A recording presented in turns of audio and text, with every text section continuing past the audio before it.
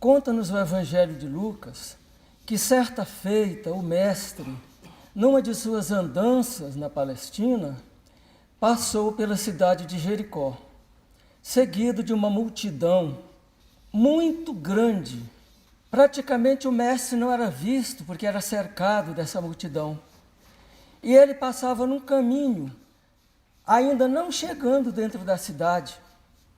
E segundo o evangelista, havia naquela cidade um cobrador de impostos, um publicano, que queria ver Jesus.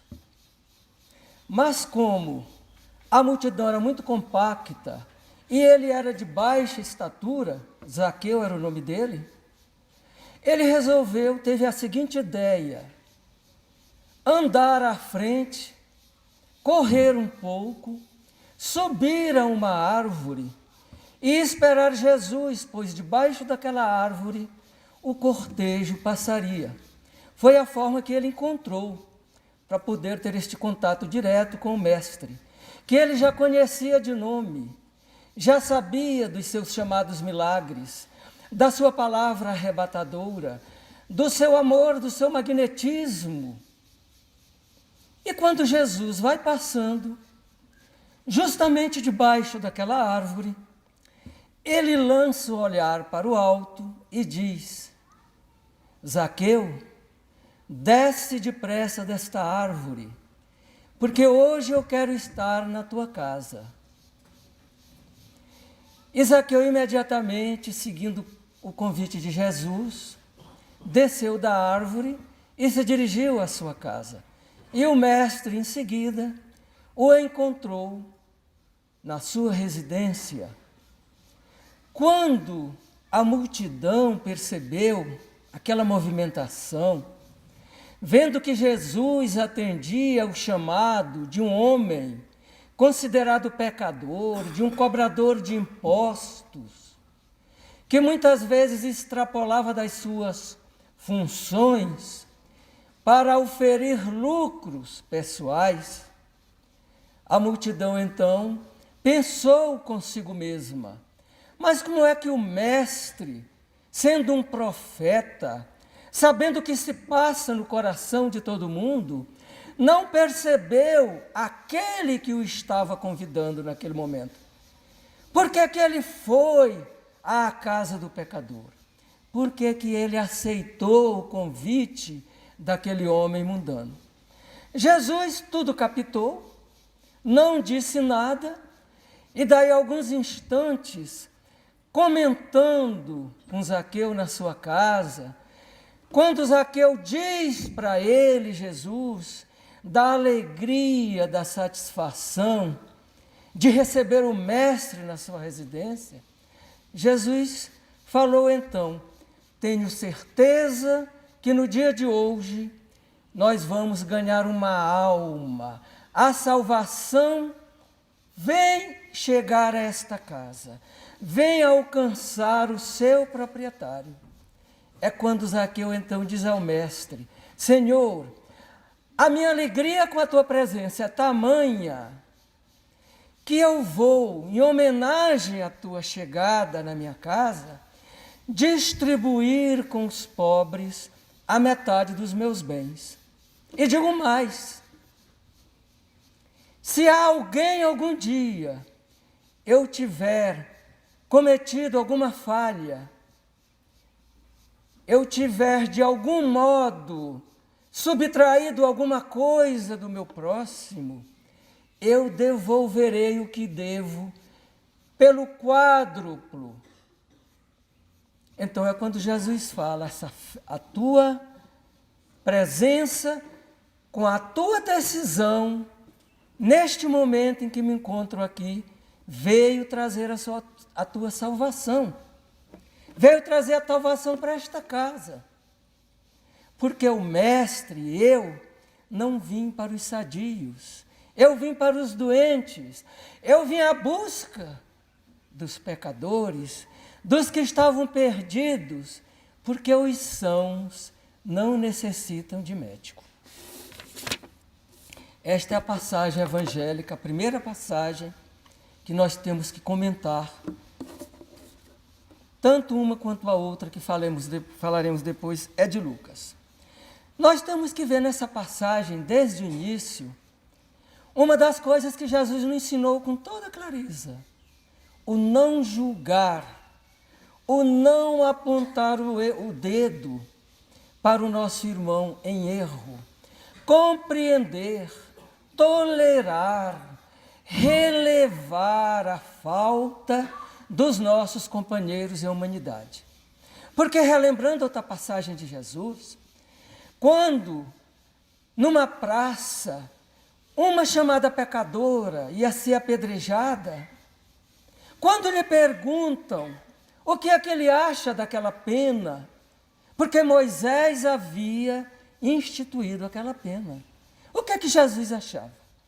Deveria ou não perdoar a pecadora, aquela que foi flagrada em adultério, e que a lei de Moisés instituía a pena de morte por lapidação, por apedrejamento. O que é que Jesus faz? Fica imóvel, em silêncio, escrevendo com a ponta do dedo alguma coisa no chão. Mais tarde, quando é inquirido, por que não se pronunciava, ele diz: aquele que estiver sem pecado, aquele que estiver sem erro, que seja o primeiro a tirar a pedra. E a lição do Evangelho nos ensina que todos abandonaram aquela praça, aquela ágora, aquele recinto, porque, fazendo um exame de consciência, perceberam que ninguém tinha autoridade para lançar a primeira, a segunda, qualquer pedra. Então Jesus, quando nós estudamos o seu Evangelho, em palavras e em passagens diferentes, ele repete os seus ensinamentos. Era uma das técnicas didáticas de que ele se utilizava para nos ensinar, para marcar fundo nas nossas consciências a lição que ele queria trazer para nós. Era uma época em que não havia os meios audiovisuais de que nós dispomos agora, onde ele tinha que buscar todo o seu conhecimento, toda a sua didática, para nos ensinar, para facilitar o nosso entendimento. Daí ele ter utilizado tantas vezes parábolas, metáforas, alegorias, para enriquecer, para nos chamar a atenção, para nos prender diante daquilo que ele estava falando. E de tanto bater na mesma tecla, nós que naquela época vivíamos muito mais atrasados do ponto de vista intelectual e moral, nós precisávamos dessas repetições para aprendermos, para introjetar o seu ensinamento. Mas quando Jesus chega na casa de Zaqueu, que ele diz que aquela casa naquele momento estava perdoada, que aquele homem tinha conquistado o caminho dos céus, ele não estava simplesmente passando a mão na cabeça do chamado pecador. Porque não basta nós nos arrependermos, não basta, não é suficiente fazermos uma reflexão do nosso presente e do nosso passado, identificar as nossas falhas e pedir a Deus que nos perdoe, ao Mestre que nos releve as faltas. Seria muito cômodo se apenas pedíssemos perdão e continuássemos com a nossa vida sem nenhuma modificação de foro íntimo, continuando tão egoístas, criaturas tão ruins, que não exercitavam a caridade, o amor, o perdão e o entendimento. Era preciso, para obtermos o perdão divino, a nossa transformação íntima. Que aquele perdão que nós estávamos solicitando fosse, de fato, a nossa mudança interior. Então, nós sabemos pela doutrina espírita que nós precisamos da reparação dos nossos erros E muitas vezes, quando o erro é grande demais, da expiação desses mesmos erros. Então, o que é que aquele irmão estava fazendo naquele momento? Aparentemente, apesar de ser um cobrador de impostos, ele era uma pessoa reta diante daqueles que eram seus colegas de profissão. Mas ele não sabia, não tinha certeza se ele havia sido honesto, reto, em todas as ocasiões da sua vida.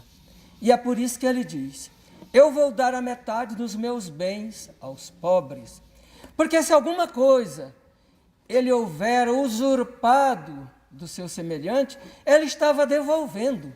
Mas ele vai mais longe, não só a metade, mas 4 vezes mais, eu vou devolver se eu descobrir que alguém foi lesado por mim. A metade era para qualquer pessoa, 4 vezes para alguém que ele houvesse lesado no passado. Então, essa transformação.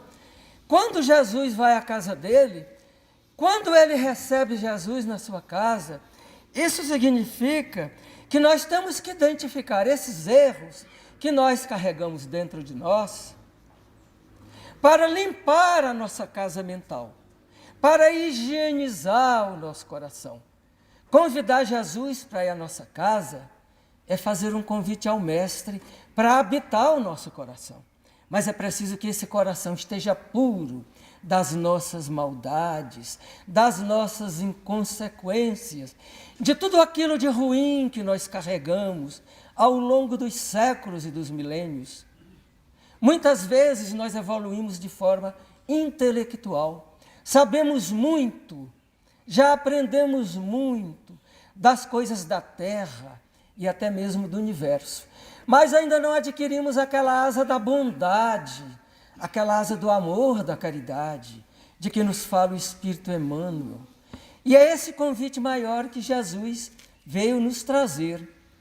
E é essa mensagem, de uma forma aparentemente simplória, que ele vem fazer com que nós meditemos, com que hoje, através das luzes que a doutrina espírita traz para nós identificarmos o sentido oculto das suas palavras. Mais tarde, em outra passagem, esta mesmo, uma parábola propriamente dita, Jesus vem falar da parábola do mal rico, aquela parábola em que tem o rico e tem o pobre chamado Lázaro. Diz a parábola que o rico, muito despreocupado, porque tinha haveres em abundância, na sua casa, no seu palacete, ele se banqueteava todos os dias, se alimentando de iguarias finas e de vinhos preciosos. Diz também a parábola que à porta da sua casa, na calçada, jazia um pobre, coberto de feridas, que se chamava Lázaro, e que muito gostaria, se pudesse comer, se alimentar das migalhas que caíam da mesa do rico, mas ninguém lhe as dava, e ele permanecia com fome. Então essa era a vida, um na abundância, egoísta, despreocupado com o que se passava ao seu redor. Outro pobre, solicitando esmola como pedinte na praça pública, nas ruas, nas calçadas, mas resignado, humilde, sem blasfemar da sorte, que naquela existência o estava acometendo. Diz a parábola que, de um certo tempo, mais adiante, ambos desencarnam. O pobre, o Lázaro, é recebido no plano espiritual por Abraão, vai viver no seio de Abraão, na linguagem simbólica do Evangelho. Ou seja, vai viver num plano espiritual elevado, no céu, se quisermos também utilizar a alegoria da Bíblia. O rico, por sua vez, diz a lição, encontra por sepultura o inferno. Aquele local que em palavras alegóricas significa o ranger de dentes, o fogo eterno, apenas sem remissão. Como se Deus, nosso Pai, fosse menos justo e menos bondoso do que nós. Como se Deus nos condenasse pela eternidade sem fim a uma chama que nunca se extingue, por um erro que muitas vezes, por ignorância, nós praticamos. Quando o rico se encontrava então neste inferno, olhando para mais alto, percebe a figura de Lázaro no seio de Abraão, ele clama em alta voz, ele brada, Senhor, pede a Lázaro que molhe a ponta do seu dedo na água pura e que desça até esse local em que me encontro, para tocar na minha língua, saciar a minha sede, porque eu padeço aqui tormentos horríveis. Ao que Abraão lhe redargue em seguida, você teve durante a sua vida todas as condições, nada lhe faltou, viveu como um príncipe, nunca trabalhou. Enquanto que Lázaro, cheio de chagas, porque Lázaro era coberto pela lepra, soube ter uma vida de exemplo. Sofreu resignado, era humilde. Então é justo que hoje ele se encontre comigo e que você se encontre nos tormentos eternos. Mas o rico ainda fala, já que não é possível que Lázaro molhe o dedo e refresque a minha língua, que pelo menos ele vá à minha casa, pois tenho 5 irmãos e eles não sabem dessas coisas. É possível que ao perderem a vida, encontrem o mesmo destino que hoje eu estou enfrentando. Ao que o pai Abraão diz, não.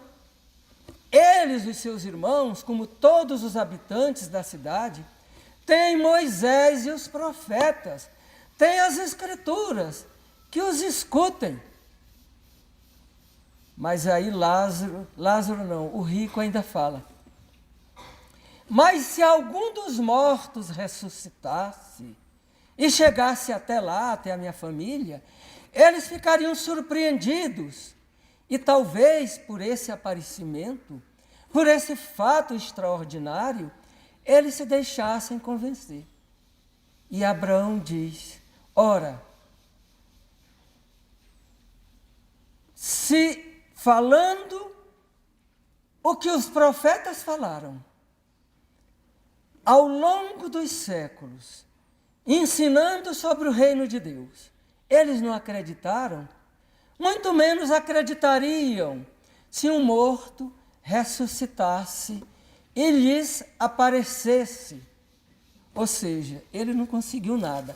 Então nós pedimos, muitas vezes, para obter naquela vida que nós vamos iniciar, as facilidades da riqueza, do poder, do mando, para ver como é que nós nos comportamos, para saber se nós vamos distribuir com equidade esse patrimônio que Deus nos dá por empréstimo, porque nada nós temos, nem o nosso corpo, diz o Evangelho, porque um dia ele nos é retirado sem a nossa permissão.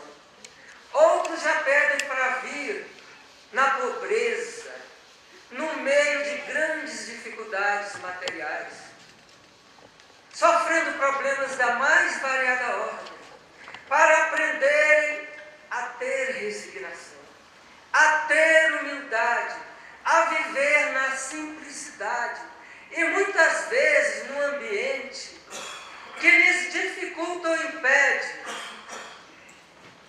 os males que a riqueza nos traz, os perigos da riqueza. Porque muitas vezes a riqueza, por nos expor a todas as paixões, apesar de todos os excessos, nós, muitas vezes, pedimos para vir na pobreza, justamente para não termos a oportunidade de falir, porque fomos ricos no passado e empregamos mal a nossa riqueza. Mas a pobreza também é uma prova muito rude, muito difícil, porque quase sempre nós blasfemamos, nós reclamamos do plano espiritual. Por que que o outro do meu lado tem tudo, não trabalha, tem saúde? E eu trabalho, ganho míseros centavos, que não são suficientes nem sequer para a minha alimentação. Por quê, meu Deus? Porque essa injustiça. Então, muitas vezes, a pobreza também nos põe a jogar por terra toda aquela nossa existência, pelo nosso comportamento, pela nossa falta de humildade. Então, nesse caso, cada um pediu a sua parte. O rico não soube tirar proveito das benesses que aquela vida lhe proporcionou. Viveu em egoísmo. Lázaro, pobre, viveu na humildade. Por isso, ele foi recolhido no plano espiritual superior. Fala-se também, é muito interessante nessa passagem, quando o rico pede para Lázaro descer, ou para que um espírito ressuscitasse e fosse ter de encontro com os seus irmãos. Isso significa que naquela época já era comum a crença na reencarnação, mas principalmente na comunicabilidade dos espíritos. Porque não faria nenhum sentido aquele pedido para que alguém dos mortos descesse à terra para dizer a condição que ele iria encontrar do lado de lá, se não mudasse de comportamento, caso ele não acreditasse na comunicabilidade dos espíritos, que é um dos pontos fundamentais da doutrina espírita. E também quando o pai Abraão diz para o rico, lá nos tormentos, que não adiantava, ainda que algum dos mortos ressuscitasse, não adiantaria. Jesus, quando esteve entre nós, ele operou as curas, os prodígios, os chamados milagres extraordinários. Diz o Evangelho que ele ressuscitou mortos, que ele curou doentes, que ele levantou paralíticos, que ele fez com que cegos enxergassem, que ele limpasse a lépora dos doentes acometidos de hanseníase, que ele andou sobre as águas. Então são tantos os chamados prodígios, e Jesus era cercado da multidão, que é impossível que aquelas pessoas não tivessem presenciado algum desses fatos. Então ele diz, o que é que adianta? Não basta ver para crer. Nosso coração endurecido muitas vezes não vai admitir as provas mais patentes. E isso se aplica também ao Espiritismo. Quantos não falam na época de Kardec? Isso próprio Kardec comenta. Por que o plano espiritual não prepara um evento, um acontecimento extraordinário, retumbante, a ponto de até o mais incrédulo possível se dobrar diante daquela evidência? Não adianta.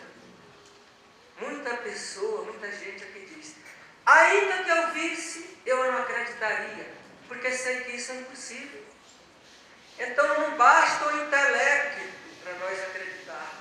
É preciso que o nosso coração participe, que o nosso sentimento esteja em primeiro plano, senão qualquer revelação superior, por mais extraordinária que seja, não nos tocará.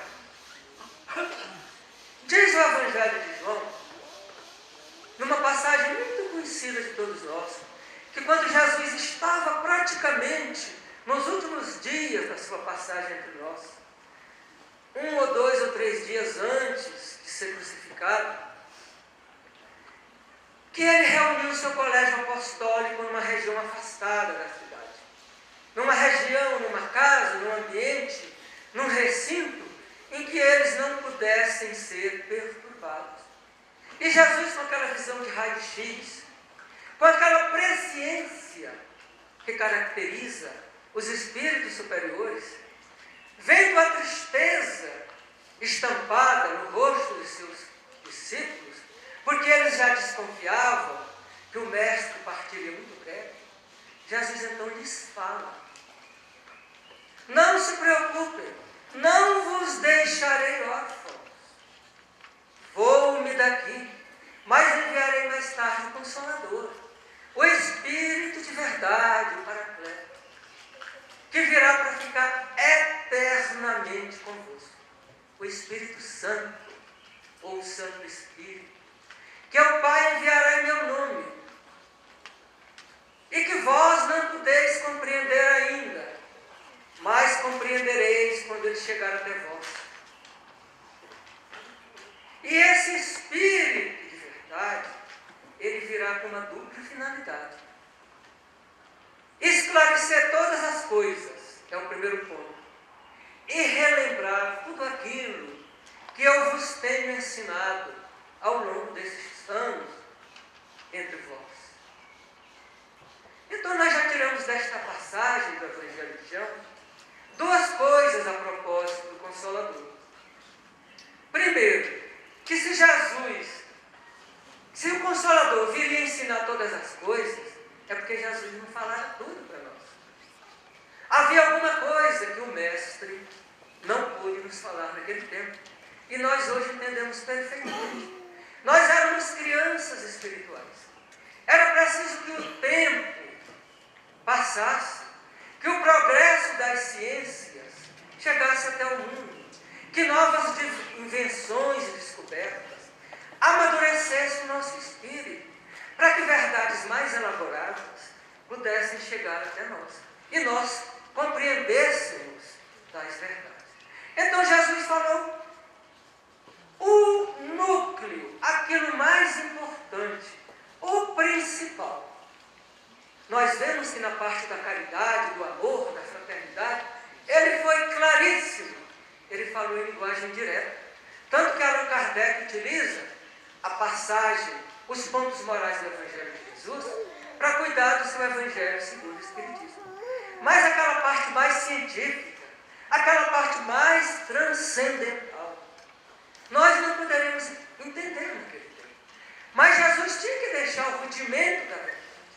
Então ele fala numa linguagem parabólica, metafórica, para deixar a sementezinha, para mais tarde essa semente ser desenvolvida.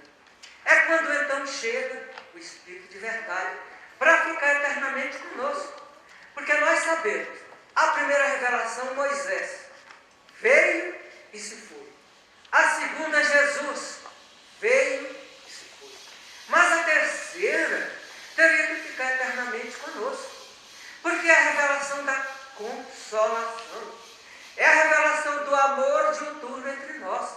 Então ela não podia se assentar na cabeça de um homem, ela tinha que vir através dos Espíritos, que são as vozes dos céus, que estão em toda parte, em todas as latitudes do planeta, em todas as línguas faladas no mundo.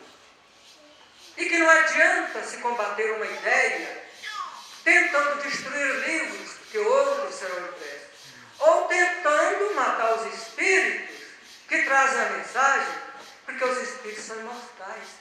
Se cala a boca de um espírito numa região, milhares de bocas espirituais se abrem em outra parte, porque a verdade, apesar de uma só, ela é dosada à nossa compreensão. Quanta coisa, meus irmãos, depois da doutrina espírita na época de Allan Kardec, há 150 e poucos anos atrás, já chegaram para nós na doutrina espírita, através de André Luiz, através de Emmanuel, de Ivone Pereira, de Manuel Filomeno de Miranda, por meio das mediunidades confiáveis de Francisco Cândido Xavier, de Divaldo Pereira Franco e de tantos outros a serviço da mediunidade com Jesus, alargando o nosso conhecimento. Então chega o Consolador aqui na Terra. Apesar de ser um ente coletivo, ele precisaria de alguém que coordenasse todo aquele bojo de verdades, não verdades novas, mas verdades desenvolvidas, que eles estavam trazendo. Então tinha que ter um centralizador. E como é que o plano espiritual agiu para escolher essa criatura que viria juntar esses ensinamentos e oferecer para nós de forma codificada? Nós sabemos, é o próprio Allan Kardec que fala no Evangelho, que nenhuma pessoa inteligente, nenhum governante aqui da Terra, entrega o comando de um exército, a não ser que seja um hábil general capaz de conduzir as suas tropas. Ele não vai entregá-lo a um soldado.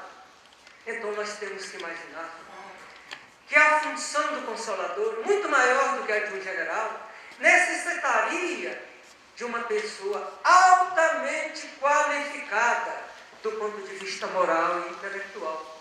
Porque nós não podemos imaginar que Deus fosse menos previdente do que os homens.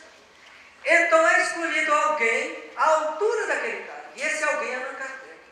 E quando ele, o Espírito de verdade, confirma uma mensagem anterior, em que disseram a ele que ele seria o escolhido, e quando ele pergunta ao Espírito de verdade para confirmar aquela escolha, porque ele estava se achando muito pequeno para aquela missão tão elevada, o Espírito de verdade confirma que de fato ele for escolhido.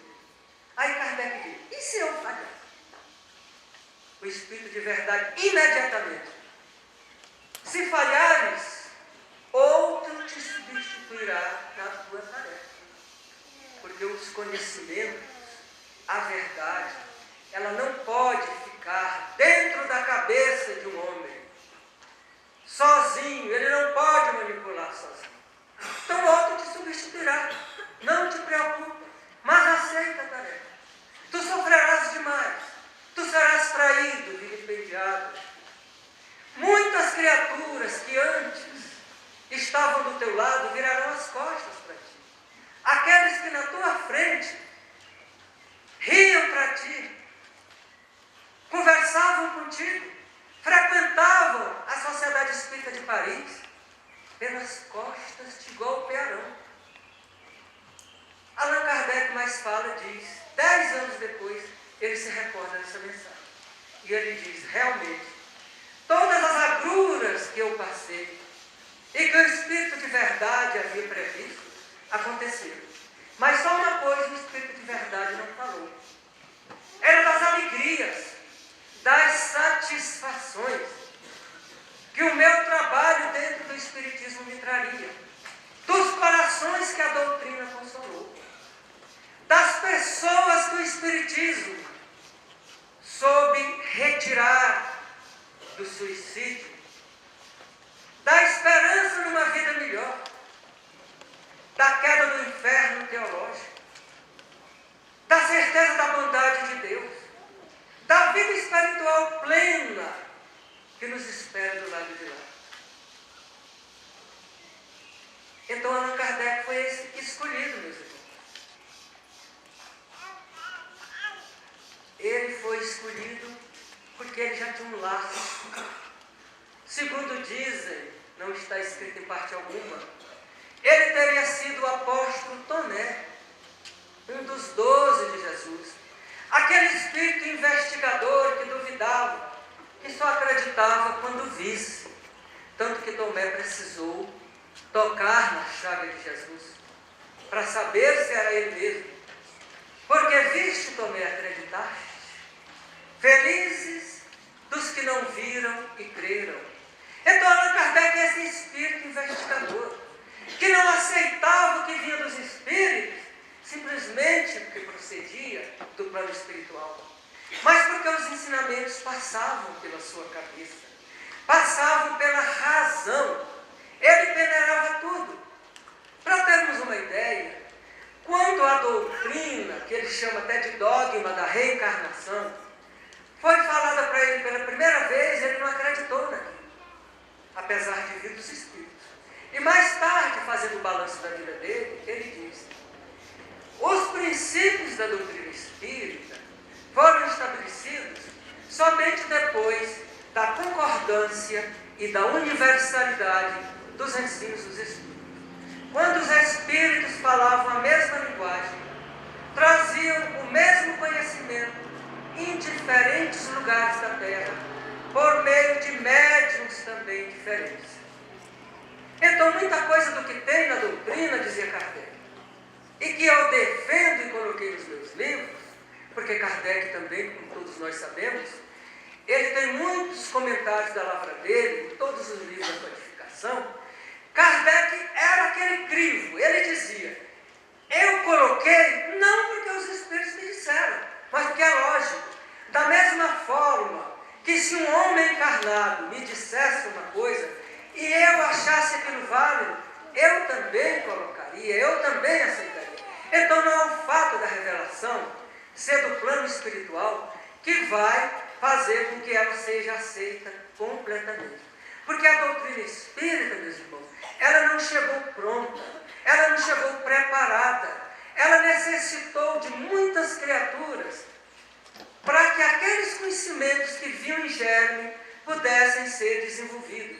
A revelação espírita, na sua origem, é divina, ela provém do plano mais alto, mas a sua consecução aqui na Terra, a sua codificação, ela é de origem humana. E Allan Kardec, que nesse mês de outubro, completa no dia 3 de outubro, era a data do seu nascimento, nós estamos comemorando, relembrando, aproveitando a lição do Evangelho da tarde de hoje, para falar alguma coisa dele. Por isso que vocês estão vendo, nós estamos nos afastando ligeiramente do tema inicial. Então, no dia 3 de outubro de 1804, na cidade de Lyon, na França, nasce Allan Kardec, esse espírito escolhido, não porque era privilégio, não porque ele tinha privilégio de ser escolhido, mas porque ele merecia, porque ele estava à altura de desenvolver a sua tarefa. E nós vemos que o plano espiritual, quando nos dá uma missão, ele também nos dá as condições de bem desempenhar essa missão. Allan Kardec nasceu numa família rica, que pôde lhe dar o que tinha de melhor em educação e instrução no século XIX. No início do século XIX, numa época de grandes lutas, porque passava a França e a Europa, época dominada por Napoleão Bonaparte e suas guerras de conquista em todo o continente europeu, época de tribulações na França. Ele, como todos nós sabemos pela história, com a idade de 10 anos, ele é enviado para a Suíça para complementar os seus estudos com o célebre pedagogo e filósofo Pestalozzi. É lá que ele adquire aquele humanismo que o caracterizaria, aquele espírito metódico, frio no sentido de só aceitar aquilo que a razão pode provar.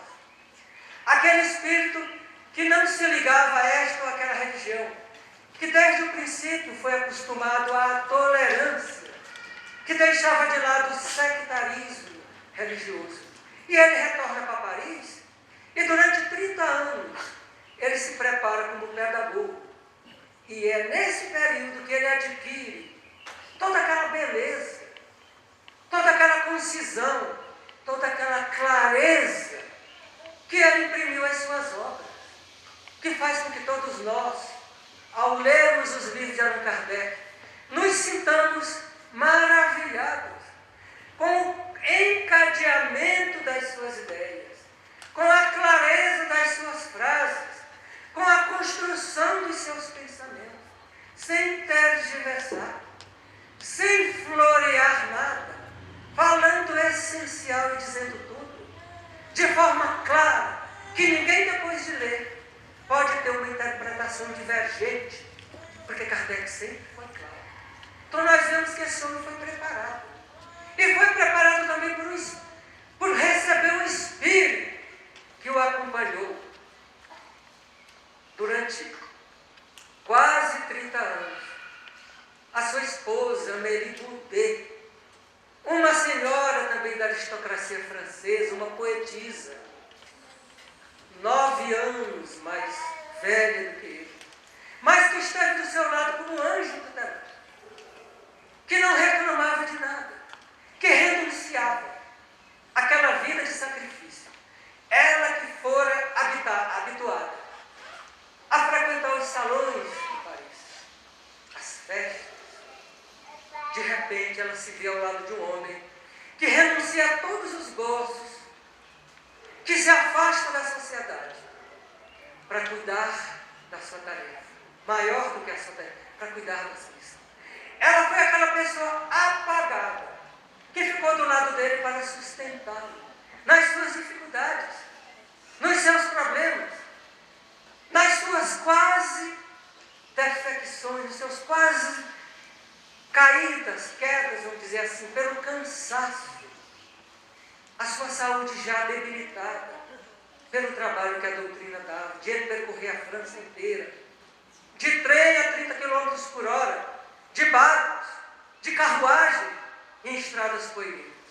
E era aquele espírito que estava do lado dele, sem reclamar coisa alguma, porque ele precisava de alguém que estivesse em sua retaguarda. E nós vemos que Allan Kardec, até nisso, o plano espiritual planejou direitinho. O casal não teve filhos. Não que nós não precisemos dos filhos para sermos espíritos puros, porque muitas vezes os filhos é que nos ajudam a crescer. E são criaturas que nós prejudicamos, que retornam ao nosso lar para repararmos, para apararmos as arestas. Mas no caso de Allan Kardec, é para que ele se dedicasse integralmente à doutrina espírita e pudesse deixar todo esse patrimônio que nós recebemos. Então nós queremos, na tarde de hoje, relembrar esse 3 de outubro de 1804, na França. Por que o Espiritismo nasceu na França? Porque era o país mais desenvolvido da Europa. Os Estados Unidos, na época, ainda estavam começando, e a língua francesa representava demais. Existia em termos de cultura, de espalhamento, de divulgação por toda parte. O francês naquela época era tão difundido, divulgado e conhecido como hoje acontece com o inglês. Então é por isso que tudo aconteceu lá. Não foi por nenhum favor, porque Deus não favorece nenhum de seus filhos, mas Ele aproveita as condições, as circunstâncias, para fazer com que uma grande verdade faça a sua eclosão naquele povo. E dali, semelhante a um farol, Ele dissemina os seus raios, as suas luzes, pela humanidade inteira. Que Jesus nos abençoe.